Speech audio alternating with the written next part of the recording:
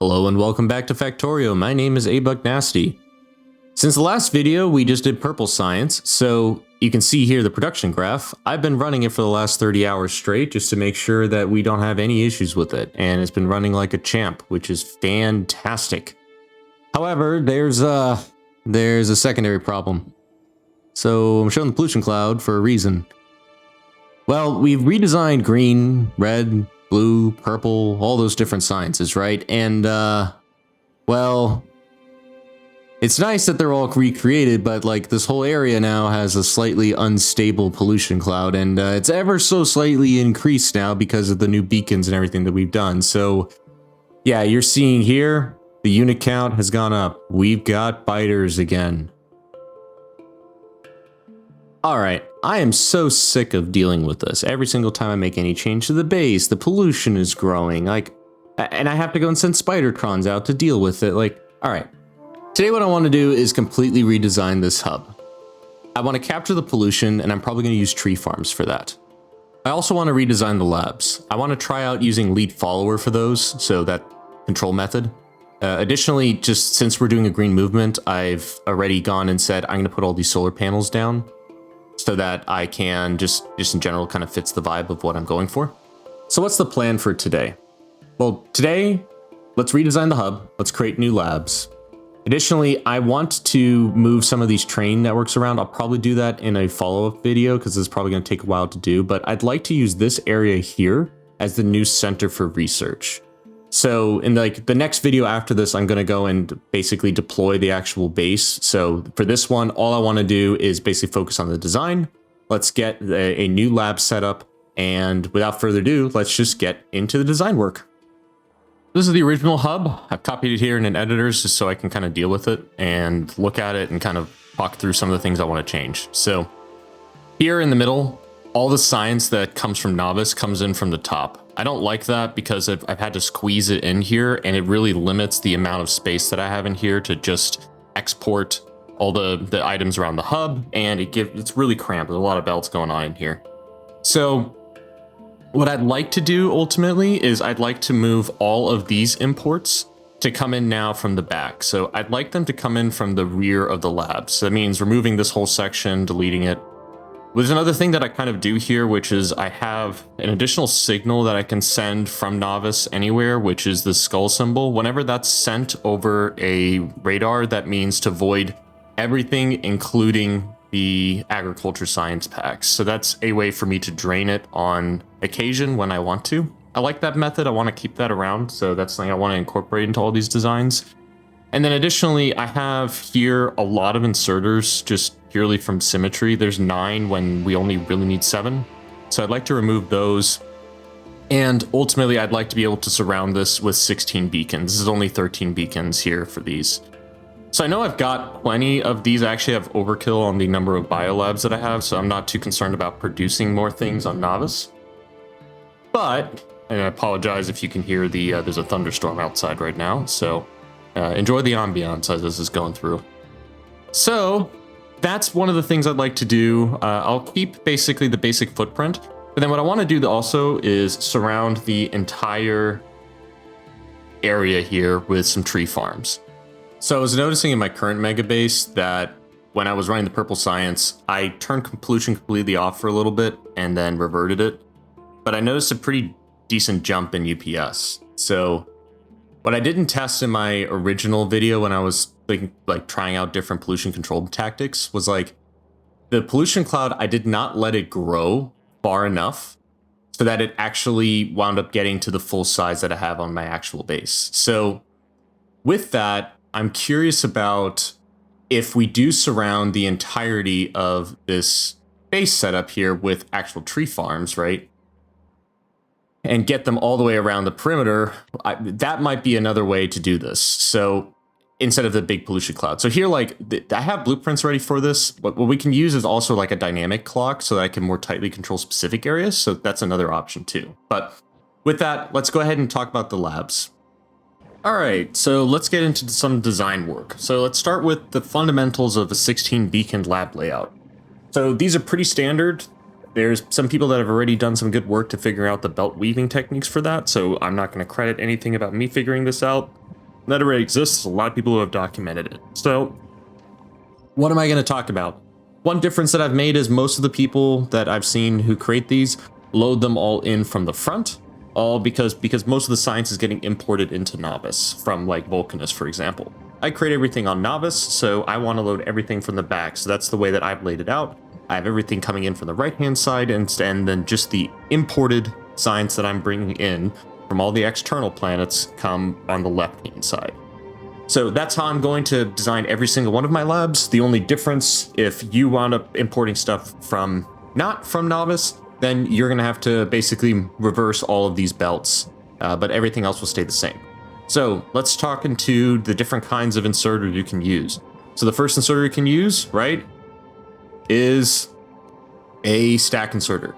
So that's one that you can put in there. The second one that you could use as well is a bulk inserter. Now, most of the time, you can easily get away with just a stack inserter, as long as effectively like your Gleba science doesn't spoil inside the actual stack inserter. You can pretty much guarantee that as long as you keep on flowing through your science. So it's just basically like the chance of it happening is really low. Now it's not completely avoidable, but you pretty much can as long as you're constantly removing spoilage and you're taking everything out of the labs. Now, the labs themselves, an interesting mechanic that we figured out is that the spoilage itself, it will wind up actually spoiling. When it spoils in the lab, it can stack up to 200 items inside of it before it needs to be removed. So really, like every 30 minutes, as long as you just one time check, hey, is there spoilage in the lab? You can just remove it once every 30 minutes. So that's already pretty nice, because what that means is that the active time, and let's go and turn that on here, the active state, it means that this active state could be completely disabled, and it only needs to be basically activated for like 24 ticks every 30 minutes. So that's already a really good thing you can do just to optimize UPS right away. You can just basically take one inserter completely away and you're left with 6. Now, if you don't do any of the circuit control methods we're going to talk about in this video, and you just want the most optimal UPS item without any circuits, just use stack inserters and you're done. Because they pick up 16 items at a time, they just run occasionally when needed, and that is the easiest way just to use it. And just completely avoid bulk inserters. They don't help you at all. They just limit your stack size. So, with that being said, the only thing that they really benefit you for is if basically downstream, like let's say you have, and you're going to need 64 of these total to basically get to the total, like, or 65 rather. Because 65 of fully beacon is going to get you to 240 per second. So you either stack them as 65 completely vertically in one direction, or you split them like this. I like to split them like this because then the spoilage is going to be basically reduced less over this whole distance, because I've already done a test. So let's look at like this lab configuration here so that I can explain that. There's like, so from this distance right here, all the way over to this turbo belt right here. This distance is 373 tiles. So for those 373 tiles, you're going to basically lose 1.37% of freshness. And I calculate that based on the movement of the belt. It's basically from center to center is about 7.5 tiles, or basically 7.5 ticks to move that direction. So then if you multiply it and divide it by like basically by seconds of how long it's going to take, and then know that spoilage time is about an hour, you get with 1.37%. Freshness is lost across this belt here. So if you double that, then you're going to lose 2% freshness. So if you want to maximize freshness, really the shorter distance it is away from the hub, the better. But also realistically, I need to cram these in as close to the hub as possible. And there's a second mechanic that I want to use as well, which is I would like, and I'll just copy this from over here as an example.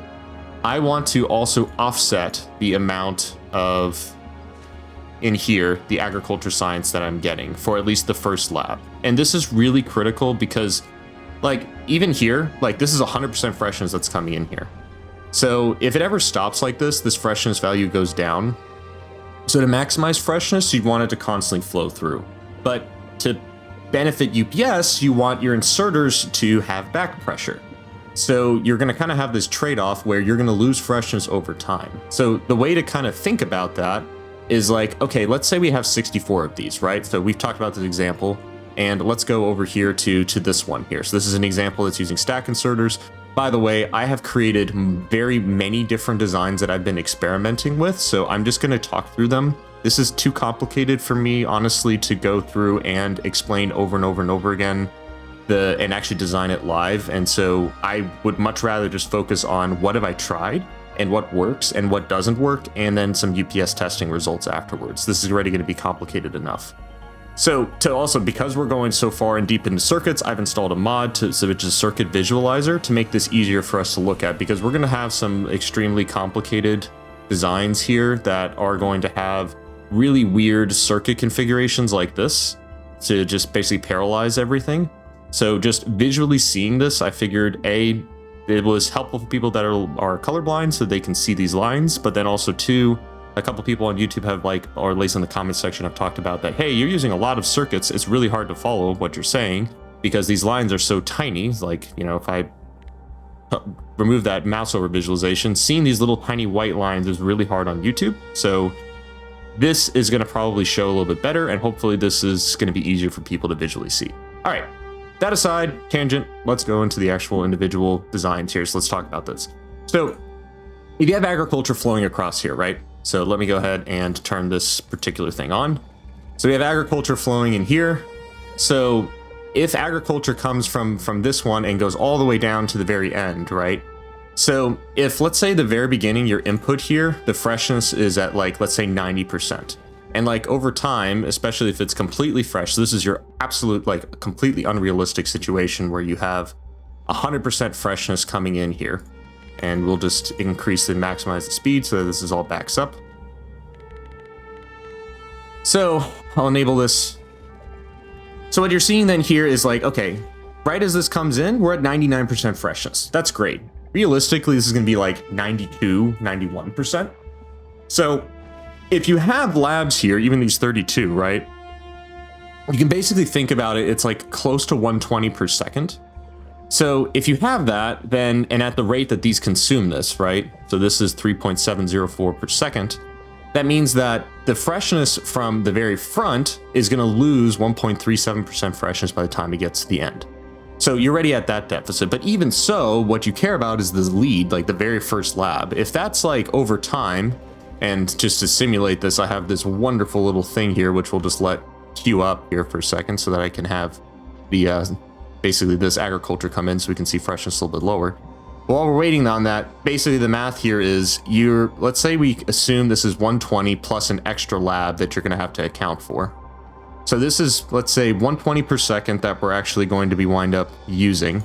So then let's say you have a freshness value of 0.91, divide that by, or multiply that by 120. So that means that you're not actually supplying 120 items along this belt. And I'm saying 120 because that's the max that you can fit on half a lane like this. You're actually supplying 109 per second. So that means that these last labs here, right, you're at a deficit of almost 10. Well, we know that the rate that this takes is 3.7, so that basically is 3 labs worth that is not going to ever get the agriculture science. So you can either try to maximize the amount of freshness that you get, which is its own challenge. That will help because then you won't need more to offset this. And honestly, because this is so crammed already with basically with belts here, it's really hard to fit in extra agriculture science. One thing you could do is you could design something like this, have a belt come in and feed in here, basically more agriculture science. And that is an option that you can do.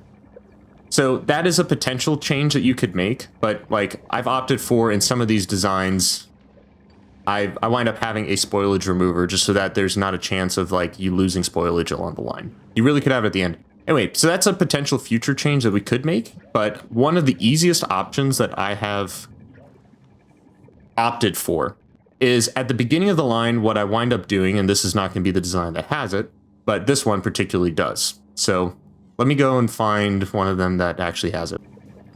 All right, so this is the one that actually is explaining what I'm trying to talk through. So in this particular lab scenario here, we've got agriculture science that's at 94%. So that means that basically 6% of your labs are just not going to get anything. So to offset that, the way that I've dealt with that is I've added this additional requester chest. And so just occasionally you'll have to bring a little bit in here. So this is not too bad for UPS, but it's not ideal because you're still bringing stuff with bots. But you're already having these, the idea of why I want these so close to the hub is because I want this so that when I wind up requesting more agriculture science, I can have them and offset them for, let's say, the first, second, and third lab, just depending on what your freshness is.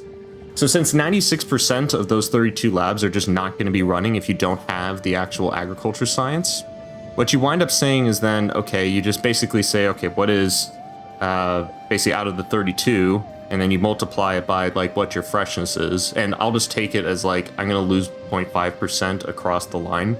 So then this would be 92, right? So 0.95 or 4%. What was inside here? Let's check. So the freshness here is 94%, so minus 1.7. So let's just call it, make it simple for rounding. Let's say it's 0.93. So that means only 29 labs are running. So to offset it, I should basically feed the first 3 labs. I talked about this, but it was in the lead follower concept, so go and look at that for more in-depth information. But you're seeing here, if you don't do any clocking, this is what's constantly happening to all the labs.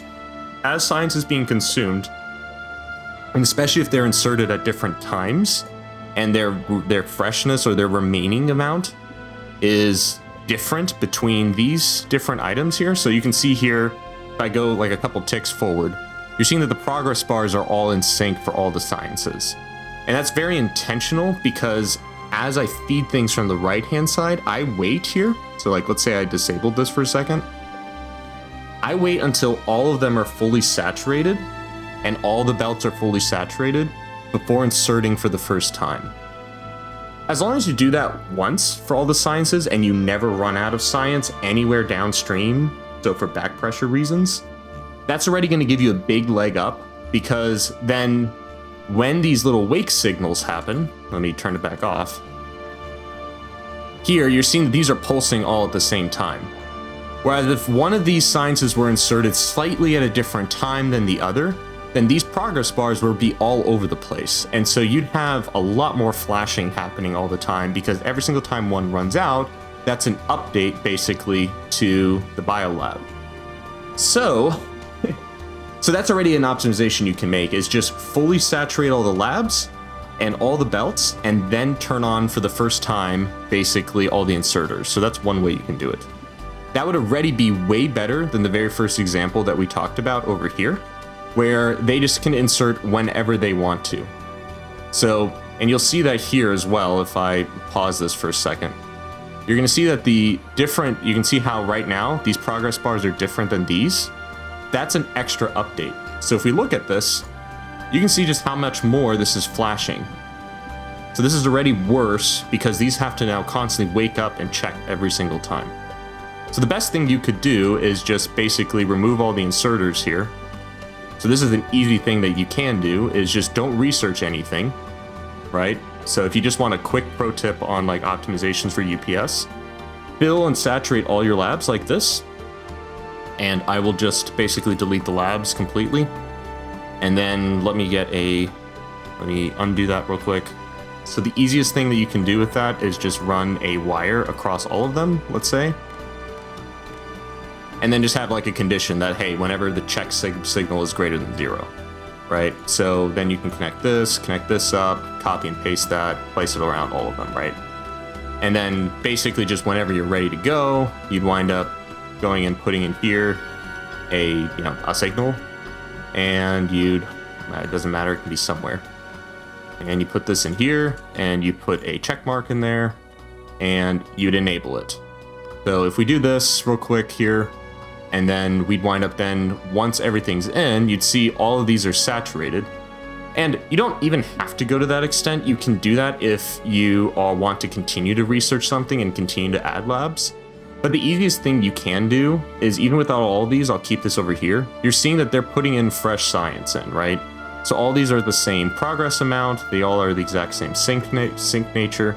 And then once you're ready, what you should do is, you can choose any research that you want to. It doesn't really matter. But like, ultimately, let's say we do research productivity, we start it. Now you're going to notice that all of these are getting consumed at the same time. Problem is this only lasts until you switch research, right? You can go over here, you can go to steel plate productivity, and now you're going to see that red, green, oh. Oops, turn that back on. So this one's a better example. So red, green, blue, and purple are all getting synchronized and they're all going down, but now this one's slightly off, right? So then you switch research to something like physical projectile damage, right? And then now purple's going to be off. So you can do it at least for red, green, blue are going to be the same. So that's good. And white should also, because they're all going to be used at the same time. So you can at least have those four constantly running. But then again, if you run mining prod, then white doesn't work. So really it's just red, green, blue. As long as you get those, that eliminates some of these flickers. That's the best you can get without adding clocks. So now that we've covered basically how to offset agriculture science, and we've talked about at least a couple of these input methods of what they're monitoring, let's talk about two different methods. So one is a very simple clock. What you could do is you could set up a clock, you know the timing, and so let's just create a clock here as an example. So let's grab a clock symbol like this, cool. Clock. One is going to be an output like this, and let's say the clock is less than 60. So, and then you wire this back up into itself. Say we grab a red wire, hook this up, and now we got a basic clock. The easiest circuit that you can do if using all common is you connect this up in here, and this doesn't have to be green, we can keep the same circuit, red. And you just basically say, hey, whenever this is greater than or less than 2, go ahead and enable them. And if you do this, this will work for all sciences, because that means just like once a second, it's going to basically send a check mark to go and add something in there. And that works for these labs because then these will always be able to swing and they just check once a second to do something. That's the easiest configuration that you can put into this whole entire configuration here. So that's one that you can do. And the downside there is you can't switch between research productivity and also you can't do it for, because like research productivity, it's going to consume at half the rate. So really what you could do then is be a little bit smarter and you could just monitor, hey, whenever this happens to pick up some Prometheum science, okay, then switch to the slower clock. So that's the second option you could do, is then basically just double the timing variable here. So then you just make that one 120. So you can adjust that then so that these are outputting basically, and we'll just show this with some lights here, 1, 2, green, and we'll just say check is greater than 0. So, and then we'll connect this one up. So now you're going to see that if I just delete both of these and put them back, you're going to see that this one's just pulsing every other time. So that's the easiest one you could do to already improve it. Now, I wanted to take it a step further, and I've been working with a whole bunch of people on my Discord to try to make this better, because ultimately what we'd like to do is not use bulk inserters. Because ideally, you can use stack inserters. But when you enable a stack inserter on a tick like this, so let's say we'll bring this over to a different area just so we can talk through it a little bit easier. Like, let's say we have a couple stack inserters like this. 1, 2, cool. And we're just going to have some infinity chests so they can put items between them, right? And this will just be whatever, it doesn't matter. We'll make it science just so that we can watch this. And then we'll remove all the items in here. I'm going to set this up so that basically this is connected in here. And I just want to enable it whenever the check is greater than 0.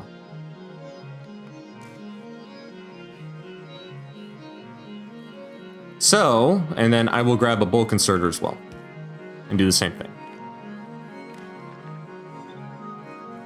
So you're seeing this is completely fine. This is constantly picking up 16 items, no problem. And that's only because it only needs to be enabled for 2 ticks. This works as well for bulk inserters. The problem is you're not doing that basically from a direct chest or from an assembly machine. You're pulling it in from a belt. So that changes everything. So the moment that you have a belt coming in, and let's simulate that here with this. So let's grab this, let's put in science, cool, whatever. And actually, just to make this better, because we're only gonna have it on one side, let's grab the science and put it just on one side in here. Cool.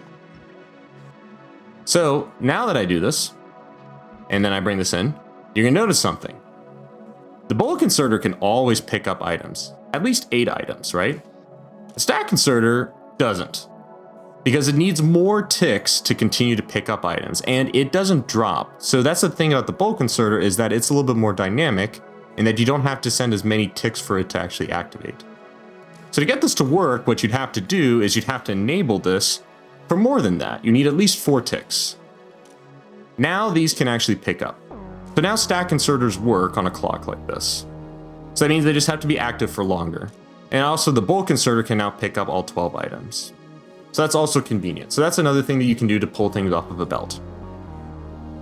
So that's a really simple clock that works, and we can even alternate between these, and we could, instead of connecting it to this one, we can connect it here. This would be your control method. However, and I need to set this up so it's the same ratio.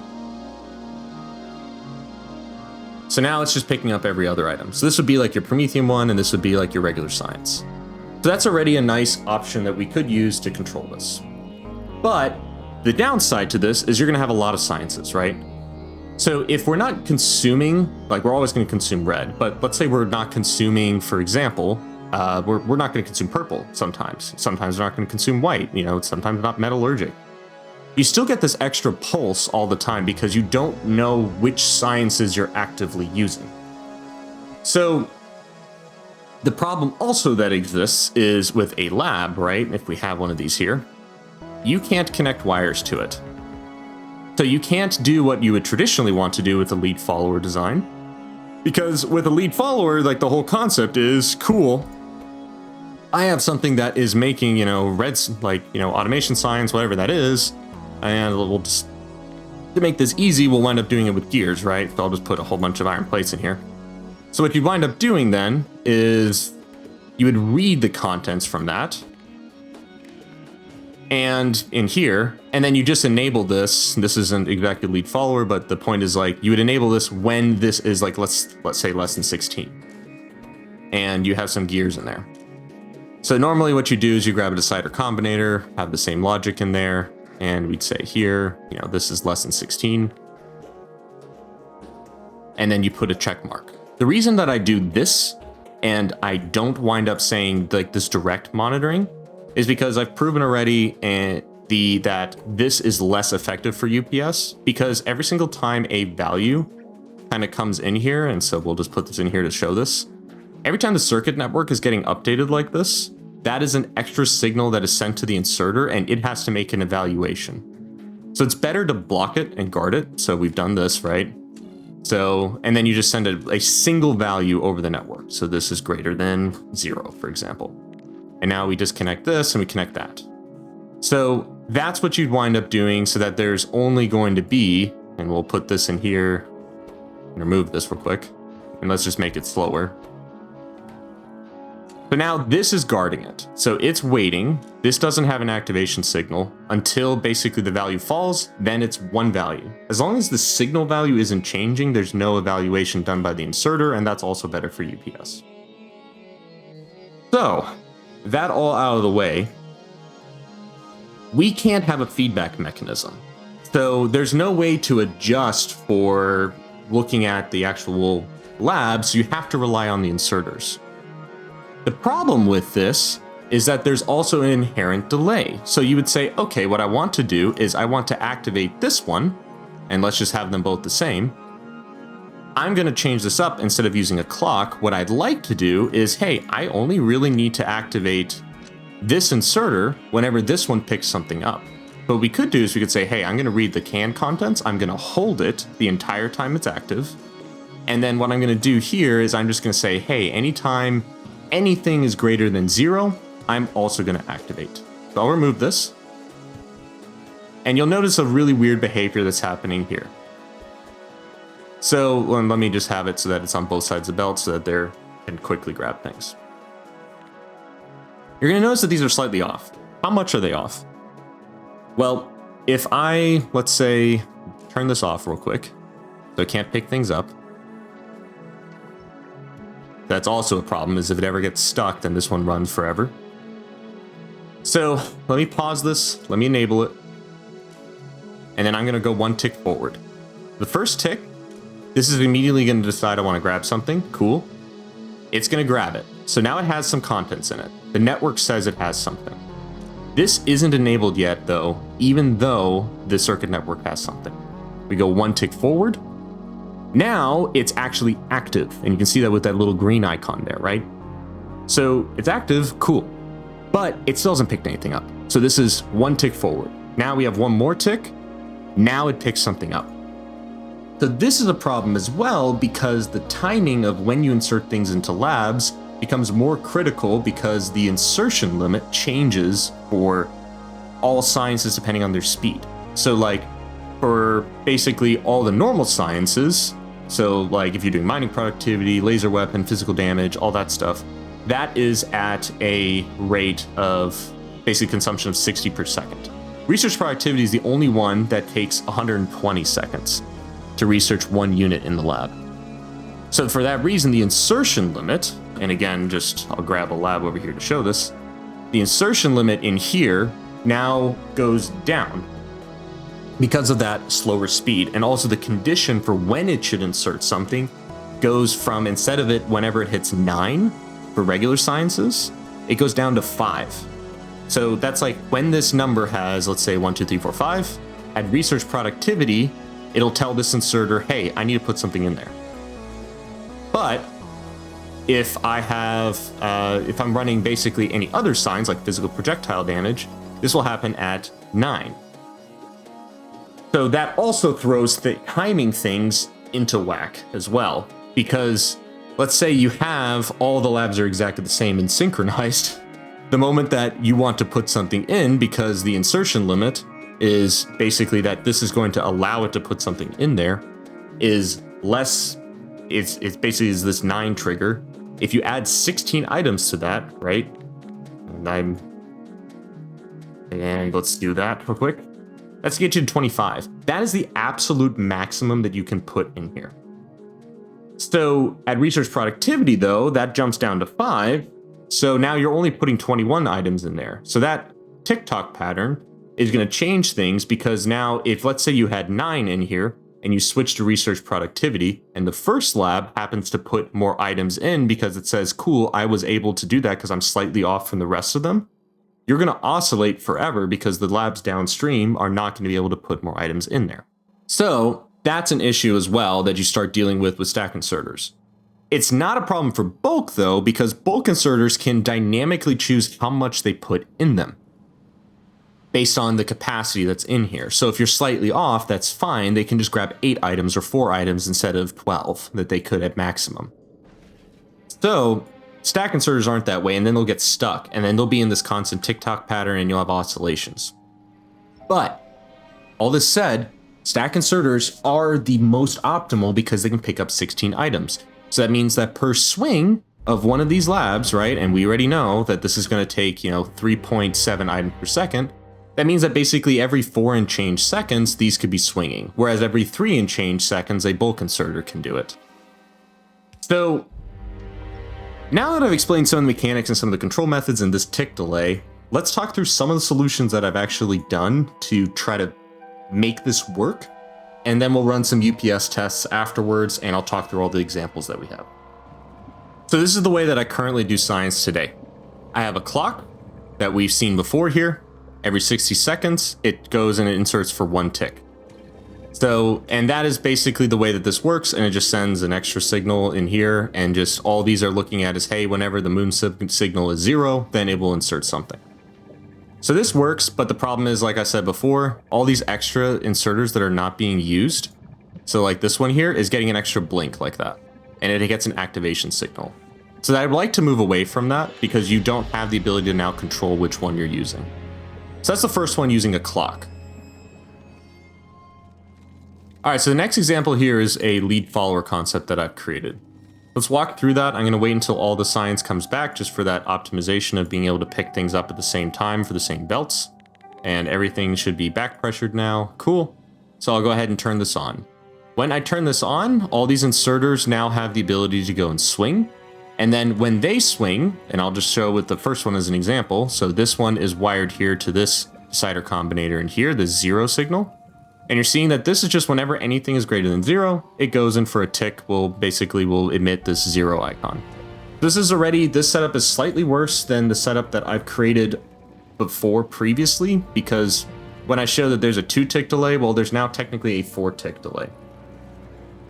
That's fine, and that's why the back pressure is there, because then it allows basically all of these to be evenly still inserted into the labs. But the bulk inserters are a little bit more forgiving because they can pick up 4 or 12 items at a time, which is at least convenient. They're seeing here, this is still picking up a total of 12 items. They just are a little bit out of sync. So sometimes. So that is a potential thing that can happen because it's just 4 ticks later, but that's basically what's happening is here. Whenever this one swings, we'll just monitor for, let's say, when green falls below the amount. There it happens. So then this one swings. So that means that basically, whatever rate this is pulling something out of here, so instead of it being active twice and picking up 2 items, it just happens to be picking up 1 at a time. That's fine. That's the benefit of stack inserters is they can pick up both sides really quickly, and then the rest of them can do that. So they can pick up in like 1 activation, 1, 2, it can pick up items from here. Bulk inserters tend to just grab 1 at a time and put them in the labs. But this still, like having this back pressure, seeing that the rates that they're decreasing is still the same. So at least your red, green, blue, those are the ones we're always watching for. So, all right, so let's walk through the actual example. So what does this do? This goes and connects to the 0. This sends a signal. This is after 4 ticks is going to basically have this one swing. So 2 ticks for this to decide and send the value, and then 2 more ticks for it to decide, yes, I'm active, and pull something off of the belt. So that's how this works. All these are just reading the holding their hand contents, and then they wind up setting that value. All the red wires here, you can see these 5 combinators, so 0, 1, 2, 3, 5 are all connected, and they send a signal over the red wire. Now you'll see here there's a different one that's green. You're seeing that pulsating 4 that's there. Because I know that the extra decisions that happen over a network affect all the inserters, even though it doesn't show it with their activation signal here, it is something that the game is checking because I've UPS tested it. So I know that it's a thing. So to prevent that, it's better to send more additional wires. So in this setup, red is for all the inserters that are the normal non-decayable science. And then agriculture science just has its own extra swing that it can run. So, and that's just because I know it's going to run more often, especially as freshness goes down. So I've accounted for that here, and I just have it so that it doesn't add more noise to this network. Now, ideally, you could do something where you have all the networks isolated, and I'll show an example of that in a second, if that makes a difference. But you could run 1 wire for every single one of these inserters, and that would be even better. So that's an additional thing that we'll test out in a second. But as an example here, basically the way that this works is all these signals come in here, and the final things that I wind up checking for is just, are we running Prometheum science or agriculture science? And one of the reasons that I do that is just the way that I've made this work consistently, even if you're switching researches with these, is I lower the stack size down by 4, specifically for the bulk inserters when you're running research productivity. And that's because I noticed that if I kept it at 12, then because of this delay, and when this one's inserting versus the next one, they'd have kind of this off by 1 scenario where the labs would pulse, like oscillate, just like with stack inserters. So that's what I've done to kind of prevent that, and that seems to work fine. We'll see, like in the UPS benchmarks, if it's better or worse, but we'll find out. So the other thing that I do is just once every 30 minutes, it does a check for, hey, is there spoilage in the lab? And if so, it will remove it. And that's all that we basically wind up doing. You can increase this if you ever have any issues with spoilage, but that should be just fine, and it just runs every once in a while. That way this one's always constantly inactive and is never running. And then it'll just have basically a signal that it will send as well as just spoilage, and that's just manual. Okay, so that's how all these work. They all swing on that cadence. So what did I do at the very end? Because I wanted a full exact ratio, because that's just who I am. Exactly 240 science per second. I've added this extra one and this mad wiring mesh here that basically just, all it does is it just activates these additional ones here just occasionally, and it will go and put things into the lab. This pulsates sometimes. I haven't fully gotten this right, so I'll include all the blueprints like for the best lab that I have, but just know that like right now one of the problems that I'm dealing with, and I will eventually figure this out, is that this one turns on and off. I know there's a couple of people in my Discord working on probably better versions. And the point of this video is I'm trying to explore like, hey, what are some of the challenges? How are we trying to get around this? And what are we trying to accomplish? And maybe if you're interested as well, you can join the Discord and come and help out. So this is an exploration into ways that we can optimize controlling labs without being able to actually monitor what's inside them. So anyway, so what is at the end here? For all my sciences, I like to have a little symbol here where I can just dump all of the agriculture science and void it whenever I need to. This can be on a fixed clock. I could even monitor internally in here, but I didn't set it up that way. I just have an external system where I can turn this on globally. So, and I send that over the radar network here. So then you can see even here really nicely, all these radars here are all connected with the red and green wires. And that's just because those are virtual wires that are actually hidden in the UI, but they show up when you're using like a circuit visualizer like this, because they're all technically one big giant network. So these all connect, and whenever this signal is sent, then all of the different individual science, all the different areas, they will all turn on, and they will all basically void all of the agriculture science. I just do this occasionally if I ever have a problem or I need to, then it's a way to quickly just boost the freshness that's in the whole entire system. So, all right, so that being said, that is basically what is existing here, and these all come out and out here, and then they can get removed when needed. So that is the current concept that I've got. The one difference is in my base, these are all going to be uncommon, but the only difference is that is going to make, and I want to test that as well, is just what is the improvement in UPS when you do that. So I'll run some UPS tests of a lab setup with and without quality science and just see how much of UPS difference it makes. So then finally kind of in here, where am I leading off to? So this is the voiding setup for removing agriculture science.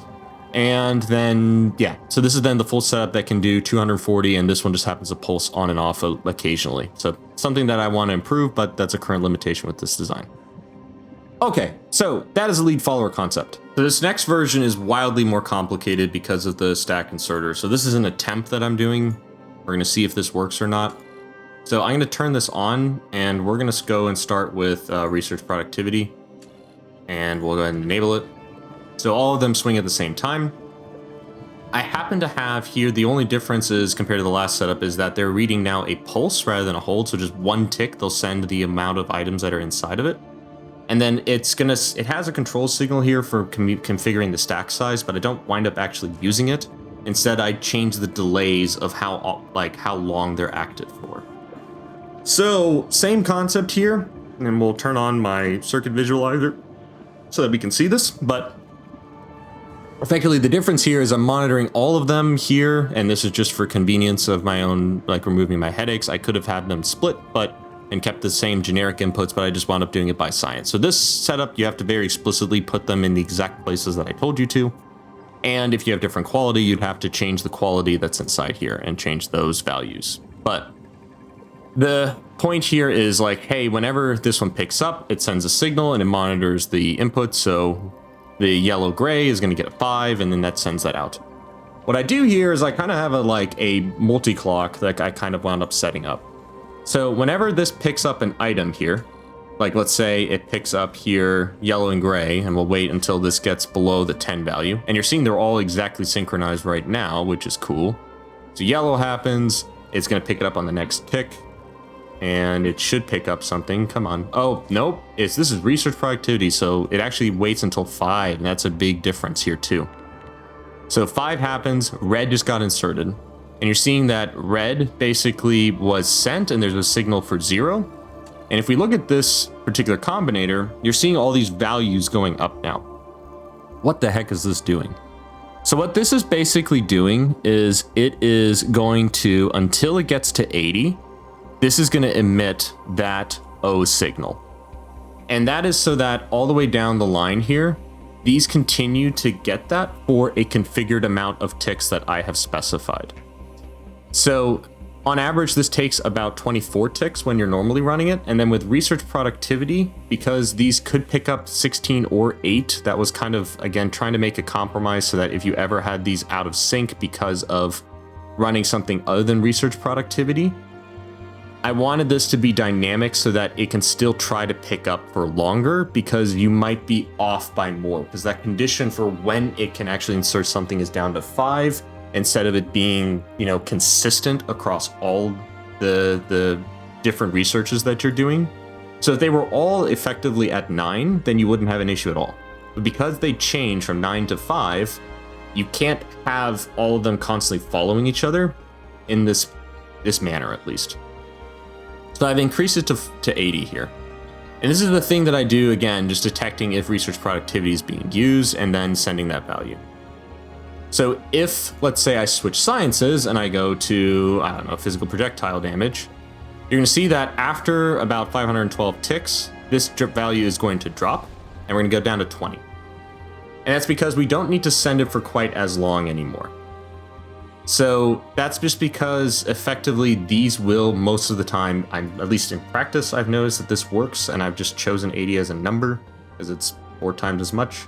So that it's just active for longer in case, because the value could change. Anyway, I don't know. I'm trying stuff here.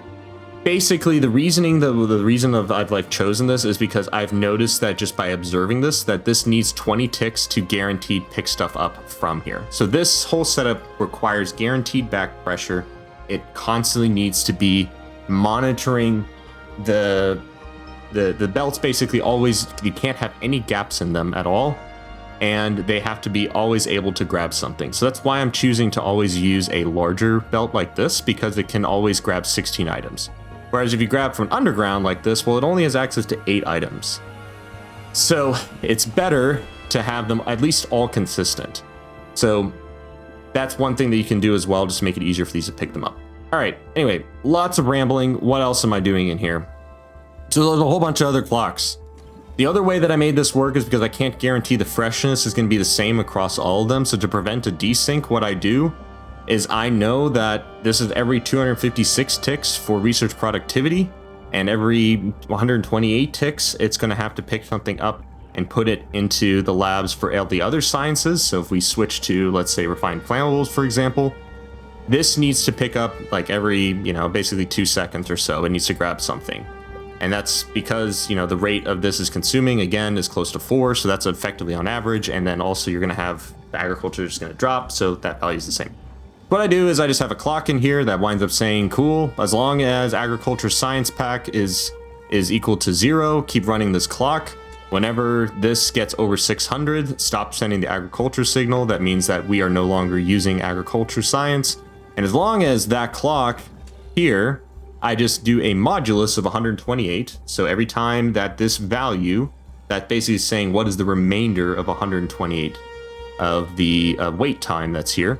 And then that wait time comes in here. Whenever it happens to be 1, we send basically a pulse of 4. 4 comes back into our glorious, beautiful thing here that says, all right, go and emit that value for 20 ticks. And then it winds up doing that and sending it across the wire. And then again, I split it between red and green, depending on their different signals, so that only the stack inserters, so basically the stack inserters that are not on Promethium or on agriculture science are not going to get that signal down here. Whew. Okay. Yeah, this is wildly complex. So hopefully we can find a better solution, because I don't want to share this blueprint. This is way too complicated for people to go and use. I don't even want to use it. But like from testing and from switching researches, this thing runs fine, and all the labs run completely synchronously. So this is going to be another one that I'm going to test for UPS, and the main challenge here is getting it to work always with stack size 16. Okay.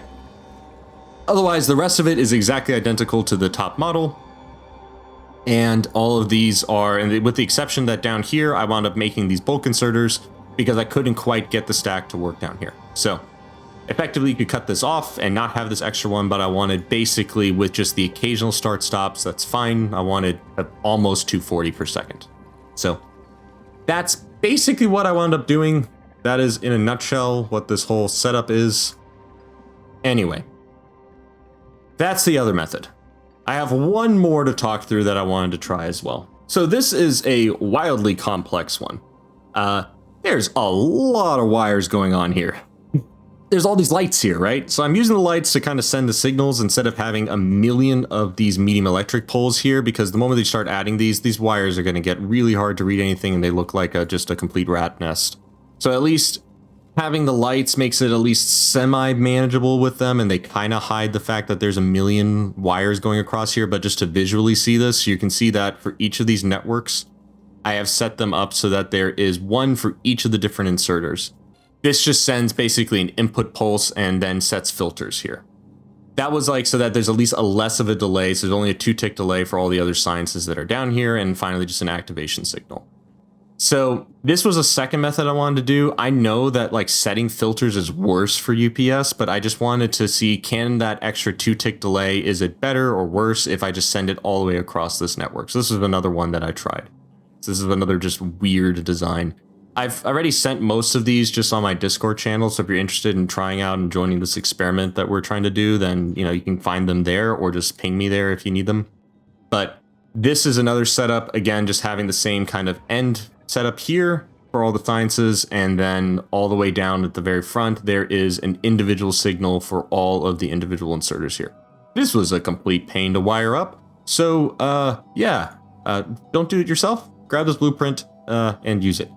So the way this works, and we'll just turn it on to demonstrate it, is now there is just a single signal that comes over here. It just sets the stack size and then also the values that are going in. And the stack size here, and this was something that I was modifying because I was having a hard time with the 2-tick delay to get it to work for stack size 12. So I already don't think this is going to be better for UPS. I would imagine this to be worse because it's only picking up 12 items.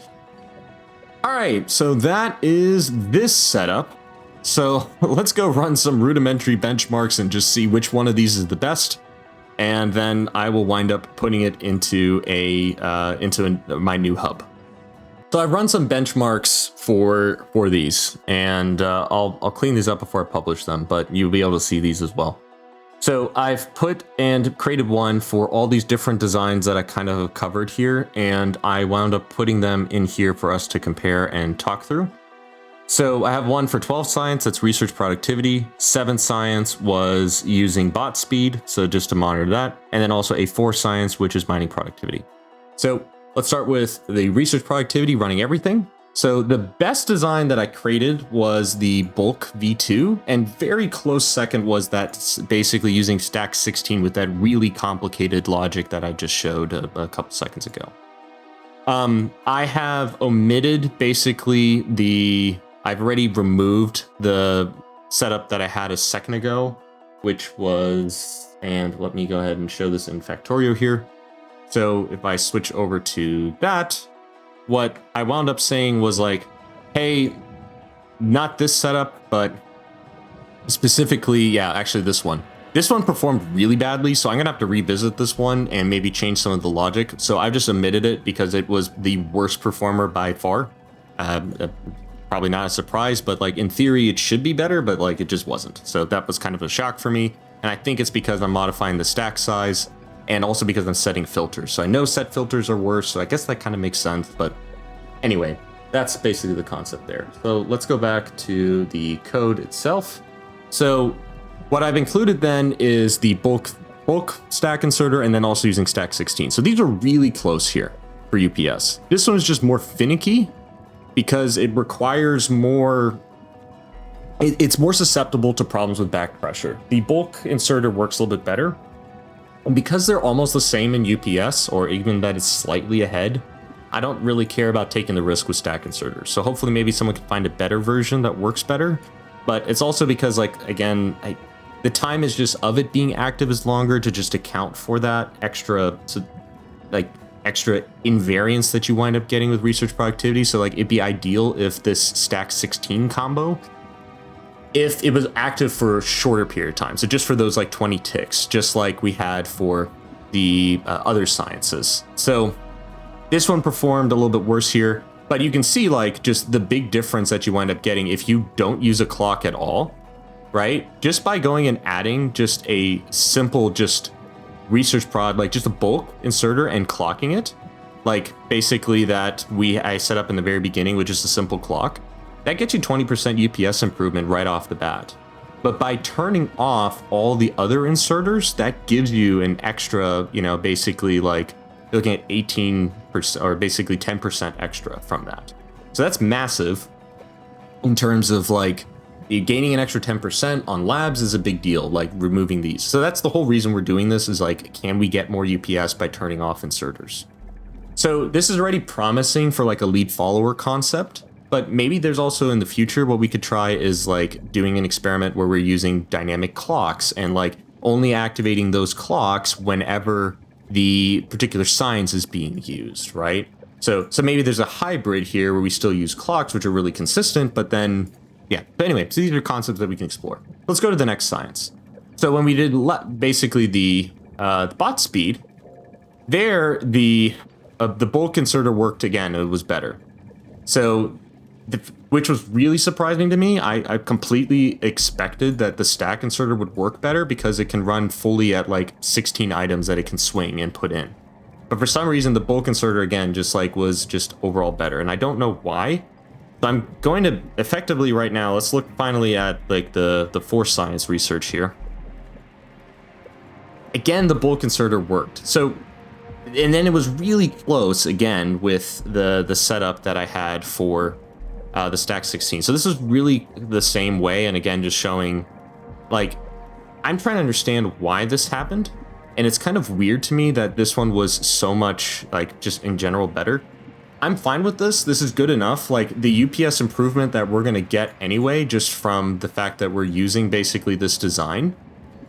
Cool. We get an extra amount of UPS that I know is effectively there. So I'm fine with using this new lab design, but if we can come up, or someone can come up with a better one, I would love to use it.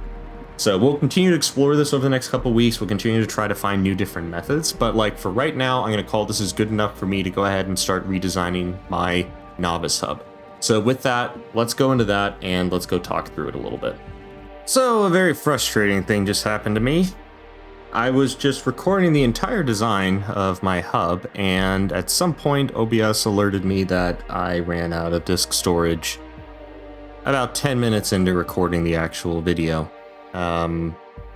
So I went for 2 hours long kind of designing this whole thing, and all that footage is gone. So I'm not gonna kind of try to simulate my actions again, because I'd rather just explain it at this point, so that I don't waste another 2 hours trying to redo the exact same concepts that I had here. So I'm sorry for that. Like, we're not gonna be able to actually watch me actually go and create it. I'm just gonna have to talk through it. But so, all right, let's just go and get into it. So let's the very beginning here, let's talk about the hub. So what have I decided? So first and foremost, I've created some space here, and let me get into the editor so this is easier for me to show. So I've created some space for Promethium. I'll probably expand this because I store more than 1 million Promethium science here, but that's kind of the idea, is just to hold some of it as I run and have my ships run back and forth, and then I just run Promethium science occasionally. So that's going to be storage for that. The second thing that I had wound up doing as a choice here was I'm choosing to run with cargo wagons the space science packs, because I can get 240 items per second out of here. So at my current rate, I only really need about 4 lanes to feed all the labs. So that's why I kind of chose this, because these are going to be running for most sciences all the time. So instead of having bots deliver it, I might as well skip that and just have the cargo wagons just to basically deliver it. This also acts as a nice place where I can wind up putting some spoilage in here and having it voided and removed. I'm going to have to refine this because this can get stuck sometimes, so I'll probably wind up changing that once I actually go and deploy it for real. But that is currently an issue. But like ultimately, I'd like to have this so that it can remove spoilage from the hub. And ultimately, I need a slightly better spoilage mechanism, so probably something like this that can, and we'll maybe delete this here just so that they can remove spoilage on demand when it's needed to. And the main reason I think this is just kind of happening and is an issue for me is because right now, one of the methods that I do is I just drop spoilage from the spaceships. But what would be better is just throwing the spoilage into space. Like, there's no reason to process it on Nauvis when I could just dump it directly from space. That's probably better for UPS anyway, so I'll probably switch to that, but I just wanted a concept that can handle a lot of spoilage coming through here and the science actually getting spoiled. So just to make it easier for my transition. So this is temporary. This is the current setup that I have. All right, so then all the other sciences are brought in here in these requester chests. So I've very specifically chosen these numbers. So you'll see here, this is 1,000, this is 500, and that's just because, you know, the uncommon science is just basically half the consumption rate, so I only need to bring in half of this. But then when I look at the second one here, this is half those numbers again. So why did I choose that? Well, that's because this one's going to be active most of the time, and this one just occasionally fills in the gap for this inserter here, basically dumping it onto the belt. So I made it so these are always half, so that way the bots know to direct more of the science individually to one of to make this one the lower priority, and this is the higher priority. So that's just a decision I made just to make it easier for the bots to route things. And then otherwise what I've done is I've run all the agricultures, all the common versions, all on the same belt individually like this. So that ultimately later on, when the Prometheum science and agriculture science, which are the only common versions of science in my base that's left, they split onto this one belt. And again, it's convenient because they have their own signal that propagates only for the green signal, so that the red is then again just kind of blocked from ever getting the double rate ticks that are coming from the common science. After I'm done with this, I also lost the footage where I talked about the quality science comparison.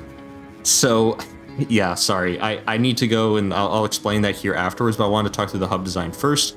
And then there's actually a UPS improvement, which is expected if you're running uncommon science. It's a decent amount that the inserter time actually covers for, and also the amount of updates that are happening to the lab, because you can see here, these are being consumed a lot less. So just even looking at the update times, this is flickering less often than the common version, just because this is being consumed effectively at a lower rate for all these other ones. So that already makes a pretty big UPS improvement, and I'll show the results here at the very end. So let's keep on going through the design. So what I wanted to do is I also wanted to make, as a first-class citizen, calcite and bioflux. Bioflux is going to go to all of the basically the egg producers, so all the captive biters, spawners. So this is going to be constantly running. I'm not worried about spoilage in here because this is going to be running 24/7, constantly coming in with 2 trains, 1-1 trains. I like 1-1 trains. They're fast, efficient. That's enough that I also ever going to need. So that's how I've designed that. So here, both of these sides are going to have all of their Nauvis science feed in from the inside here. And then they're going to get split on red belts because it's basically the capacity is twice the amount that I'm going to need per lab stack. And then those are going to go in, and you can see this is constantly slowly flowing, and that makes sense because the consumption rate is 120 per second that are downstream there. And they occasionally stop, but then they can continue to run. So that is effectively the science that flows in. They're then split by red belts, they go in there, and then that is going to go into these labs here. So then otherwise, all the science that's exported from other planets, they're going to come in here, and I tried to just... It's kind of amazing just if I look at the original lab design that I had here, just how completely packed this area was with all the sciences, because I was trying to feed them in from the inside. Just how much more space I have now to run more science from other planets because I've redesigned this. So this is already pretty good. When I go to deploy this, I'm going to have all these disabled so that then I can let all of them have back pressure, and then only when I'm ready, I will turn all of them on, and then we will start researching. Finally, the last thing that I have here is I have a main spoilage line. So all the spoilage that comes from here, and I'm realizing now there's some faults in this design, which I'm going to have to fix. So the idea, and I'm going to have to also update this. I think this is also broken because I realized this while I was recording the video and I haven't fixed it everywhere. This is not rotatable. So this design here is good if it's in this orientation. And I'm going to still have to update the blueprints, but it doesn't work when you are in the other orientation. So if you're flipping this vertically, so I had to redesign this because this happens to work because it's right-hand side in the direction of travel, exports here and goes that way. But when it's flipped like this guy, the right-hand side collides with this inserter and it didn't work. So I had to remove it. What else do we have? So we have all these agriculture towers. So why am I doing this? Well, my assumption is I was noticing that the pollution value on Nauvis, when I was just messing around in my main base file before this, I wound up turning pollution off, and I noticed a huge improvement in UPS, which is a lot more than I was expecting. Like, if I was running at 3x speed, I was going from like basically like 100 UPS to like 115. So that's a non-small amount. So what I'm curious about is, okay, when the pollution cloud is as large as it currently is, my test that I did a couple weeks ago, they didn't actually let the pollution cloud grow to that size. So I'm curious about testing it finally, and that's what I want to explore in the next video is like, let me go and ship this huge monstrosity and, you know, be very careful about keeping constantly a cargo landing pad to ship bioflux all the time as I'm transitioning everything. But I want to do basically a full swap up to this new system here. And then I want to do a full pollution cloud reduction. I'm not going to just disable it. I kind of want to do it naturally, just mainly because I might find out more things from doing that than I would by just turning it off and just letting the pollution cloud grow again. But that's kind of the plan is like, let's take this design, let's ship it to Nauvis, and we will actually implement it. We're going to need way more Spidertrons to basically help build all the labs and everything, because it's going to be quite the operation, but that's going to be the next video. It's like, let's just talk through this whole entire process of shipping it into the labs, and then getting to watch and take you guys along for the journey. That should be pretty fun. So otherwise, what's left to show and demonstrate here? So I have a lot of these common cargo bays. Why am I having this many? Well, it's mainly for throughput. So I have a bunch for legendary ones just to increase storage space. But mainly I have all of these, and I have some that are legendary, but the majority of these are all just common, and that's just because I don't need, once you get above 63,000 or whatever, 2 to the 16th power, I think that's right? And so 2 16th power, 65,536, that's the max number of slots you can actually have in a cargo bay or in the main landing hub. So you kind of exceed that really quick if you do legendary, so there's no point to make more. But I wind up having all of these just mainly for throughput so that you're never blocked. So you can constantly have more items that are going through. So there's over 2,000 of these here. That's going to be the main just throughput mechanism for just bringing all the signs and shipping it in. That way I'm never blocked by cargo landing or basically the cargo bays stopping signs from being inserted. So when 2 ships happen to arrive at the same time, or all of the ships at the same time, all of these cargo bays can accept everything from all of them at the same time. More things for me to fix. All right, back on track. This is going to reprocess them like I've shown in that video, and then we will basically go and we will take the seeds, bring them back, loop them through. I'll probably, and we'll see just how good this can handle the pollution in the live base. Maybe I'll add a second ring, but also this is going to be hard to fit somewhere where I have enough grass for this to basically just grow constantly. So that is the new hub. In essence, we're going to have a lot more calcite export and a lot more, at least more UPS efficient, because they can directly just quickly bring them in, and we don't need to have the bots always constantly bring them out, and just more throughput. So that's the idea. Easy to expand for more of these trains, continue to add more in here. We can easily add more and set them up. And so now we have a lot more space in here. And additionally, if we ever want to add more labs, we can easily go and add them up here and add more. And then we can continue to expand this. But this is the current concept, what I have. And I just checked OBS. Everything got recorded. Awesome. So I can talk through that. I'll circle back. I'll talk about the quality results just so you can see those, and then we'll conclude the video for today. All right. So to wrap up the video, I'm going to talk through quality science and how it compares when it comes into the labs. So we're going to start with research productivity. So there's already an improvement that is noticeable of doing Q1 versus Q2. It's not a huge amount, but the standard deviation of Q2 was a lot better, which is interesting. So if we're looking at this, like on average from these, there was basically 5 runs at 10,000 ticks a piece. So the way that this worked out across those 5 runs, and here's just all those CSVs of all those runs that are there, but it was about an 11% improvement. So not as much as I was hoping for research prod. But what's interesting about this is, like, as you go into the other one, so let's go to quality like Q4, like, but not Q4. So for using quality versus common, going into the basically for like research, like mining productivity here, that's actually a much larger improvement. So what's interesting about that is just like looking at this, and they were about the same test results, and in terms of standard deviation was about the same, but this was a 20% improvement overall, which is already pretty decent. Like the amount that the labs take, so I'm assuming it's not just inserter active time, although I might be wrong. Maybe that the labs themselves are just updating less often, but in either case, just using Q2 is already an improvement in the labs.